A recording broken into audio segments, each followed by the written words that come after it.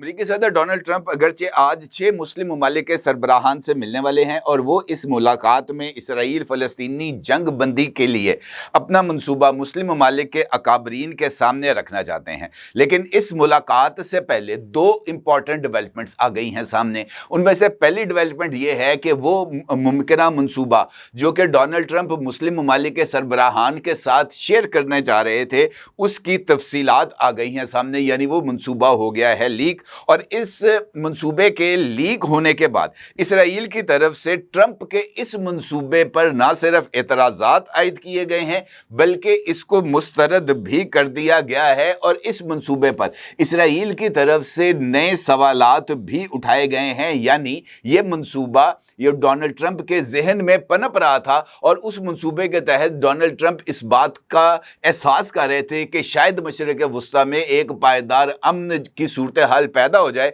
उस मंसूबे की तो भैंस चली गई है पानी में। तो ये सवाल अब बड़ा ही इंपॉर्टेंट है कि अब क्या होगा। यह सवाल भी अहमियत का हामिल है कि ट्रंप का मुजवज़ा मंसूबा जिसकी अब तफसीलात सामने आ चुकी हैं उसके चीदा चीदा नकात क्या हैं। यह सवाल भी अहमियत का हामिल है कि इसराइल को इस मंसूबे से तकलीफ क्या है, किससे है और क्यों है।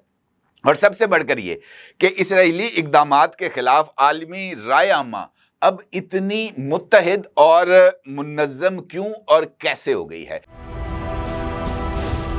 क्या आप एक बिजनेस ओनर हैं और चाहते हैं कि आपका ब्रांड ज्यादा से ज्यादा लोगों तक पहुंचे? हमारे पास है आपके लिए एक बेहतरीन मौका। हमारे YouTube चैनल पर रोजाना हजारों लोग वीडियोस देखते हैं। ये वही लोग हैं जो बाखबर, बाशऊर और फैसला करने वाले हैं। अब आप अपने बिजनेस को बराह रास्त हमारे YouTube चैनल पर प्रमोट कर सकते हैं। प्रोडक्ट प्लेसमेंट और स्पॉन्सर्ड सेगमेंट्स के जरिए आप अपने ब्रांड को लाखों पोटेंशियल कस्टमर्स तक पहुंचा सकते हैं। तो देर किस बात की, आज ही अपने बिजनेस को नए लेवल पर ले जाएं। For more information, call us 923338122280।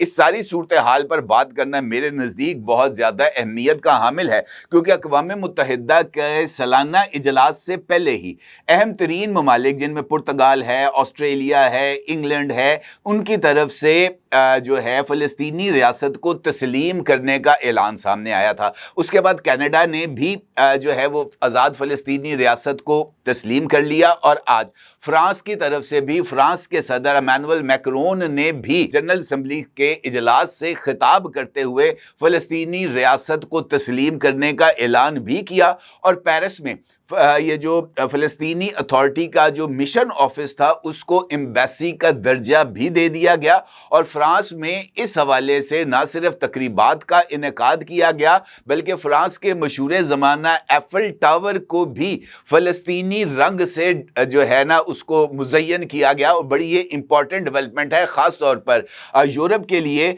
जो अब मुत्तहिद हो रहा है इसराइल के ख़िलाफ़। और मैक्रोन ने जनरल असम्बली से खिताब के दौरान भी इस बात का जो है वो इजहार किया कि अगरचे फ्रांस हमास की कार्रवाई जो कि 7 अक्टूबर को हुई थी उसको जो है वो दहशत गर्दी तस्वर करता है, लेकिन उसके बाद जो कुछ फ़लस्तीन के साथ हुआ, जिस तरह के इक़दामात इसराइल की तरफ से गज़ा में उठाए गए, फ्रांस उसको भी दुरुस्त तस्लीम करने के लिए तैयार नहीं है। और आलमी राय आमा का इस तरीके से मुनज़्ज़म होना ना सिर्फ बहुत ही ज़्यादा अहमियत का हामिल है बल्कि इस बात की तरफ इशारा कर रहा है कि अब दुनिया फ़लस्तीनी कॉज को समझना शुरू हो गई है। इसी हवाले से दूसरी इंपॉर्टेंट डेवलपमेंट इटली में हमारे सामने आई और इटली की हुकूमत के पास भी अगरचे वहां पर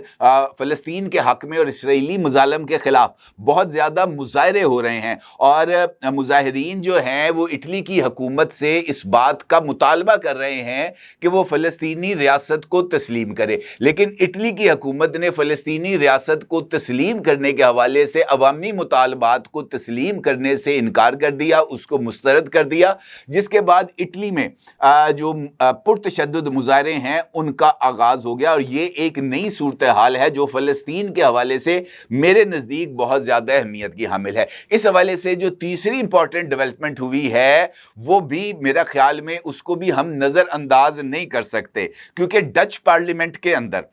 जो उनकी एक खातून रुकन थी वो जो है वो पेश होती हैं डच पार्लियामेंट में खिताब के लिए और इस खिताब से پہلے جب وہ ڈائس پہ آتی ہیں تو انہوں نے فلسطین کے رنگ کا جو فلسطینی پرچم کے جو 3 رنگ ہیں، گرین، وائٹ، بلیک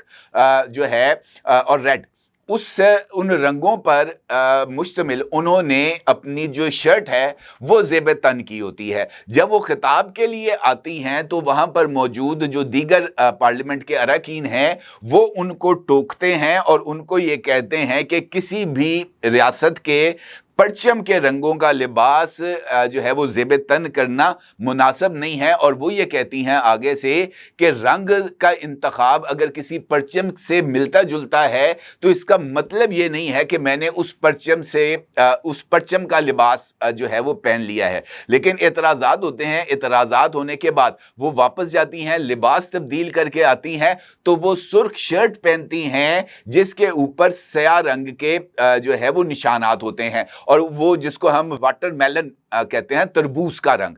سرخ اور اندر کالے کالے سیاہ دھبے، اور تربوز کا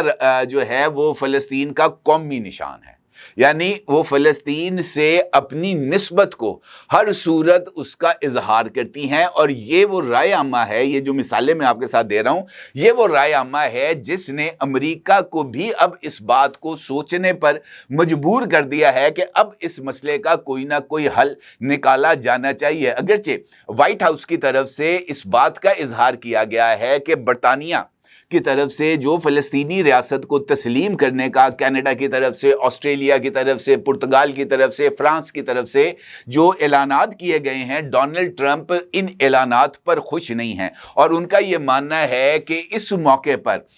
فلسطینی ریاست کو تسلیم کرنا یہ حماس کو انعام دینے کے مترادف ہے، اور ڈونلڈ ٹرمپ کا یہ ماننا ہے کہ حماس کو کسی بھی صورت انعام سے نہیں نوازنا چاہیے۔ وائٹ ہاؤس کی خاتون ترجمان نے اس بات کی بھی تصدیق کی کہ ڈونلڈ ٹرمپ آج